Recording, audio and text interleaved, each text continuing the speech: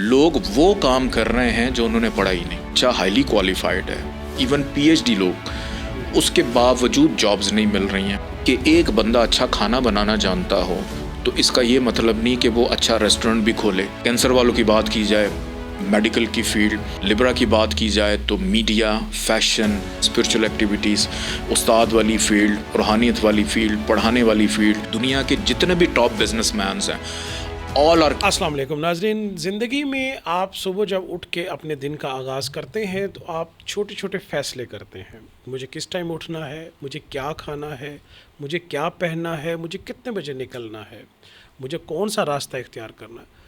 اسی طرح سارا دن انسانی شخصیت جو ہے مختلف فیصلوں کی زد میں رہتی ہے. لیکن کچھ اوقات میں، کچھ دنوں میں، کچھ زندگی کے اندر آگے چل کے آپ کو کچھ بڑے بڑے فیصلے کرنا پڑتے ہیں جو آپ کی زندگی کے منازل کو اور زندگی کے سفر کا تعین کرتے ہیں. انہی فیصلوں میں سے ایک فیصلہ اپنے بچوں کے مستقبل کا تعین کرنا ہے. اس کے بارے میں سید محمد علی زنجانی صاحب کیا رہنمائی کرتے ہیں، انہی سے جانتے ہیں. بہت شکریہ بخاری صاحب آپ کا. بچوں کا فیوچر، بچوں کا مستقبل جو انسان کے مقدر میں لکھا ہے. کئی دفعہ یہ ہوتا ہے کہ انسان، بلکہ ہم اگر پاکستان کی بات کریں تو میں ایک رپورٹ پڑھ رہا تھا کہ میجورٹی پاکستان کے اندر یا ہمارے انڈیا میں، بنگلہ دیش میں یا گرد و نواح اس کے خطہ علاقے، میں بلکہ پوری دنیا کی بات کرتا ہوں آج بخاری صاحب. اس رپورٹ کے اندر جو کنکلوژن یہ تھا کہ پوری دنیا کے اندر لوگ وہ کام کر رہے ہیں جو انہوں نے پڑھا ہی نہیں.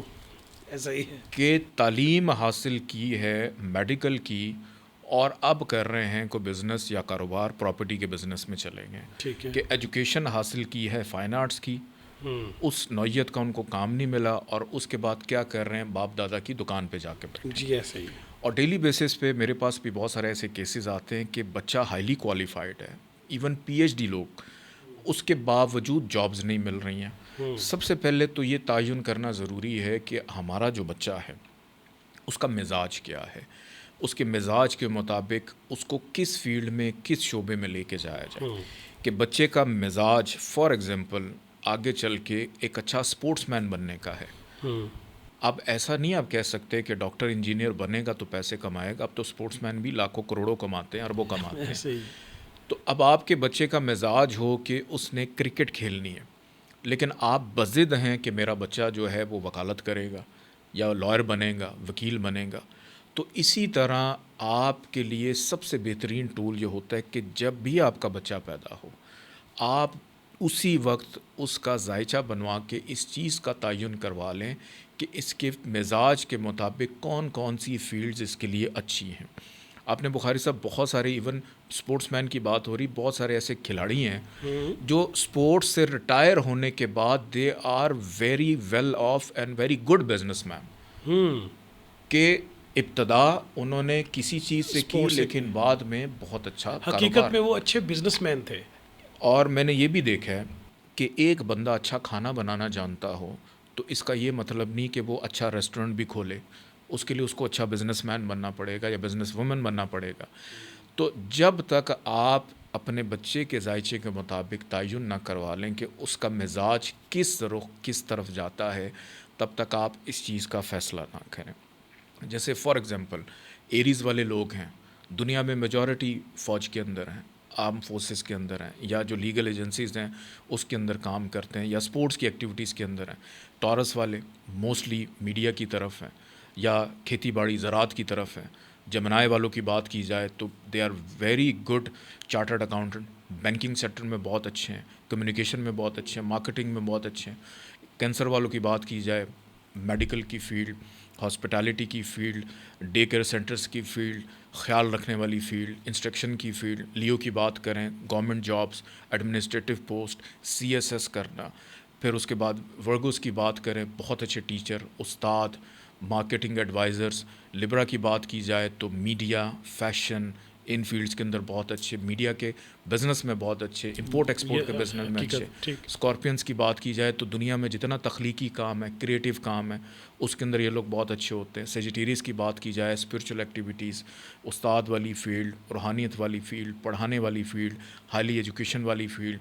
پھر اس کے بعد कैप्रिकॉन की अगर बात की जाए, ये दुनिया के जितने भी टॉप बिजनेस मैन्स हैं, ऑल आर कैप्रिकॉन्स, जिन्होंने अपना नाम बनाया है।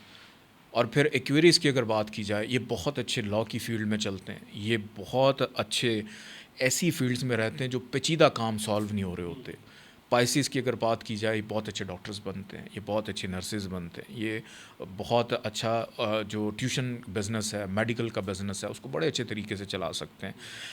और हर बंदे के अंदर नौकरी करने का पोटेंशियल सिर्फ 10 से 15% है।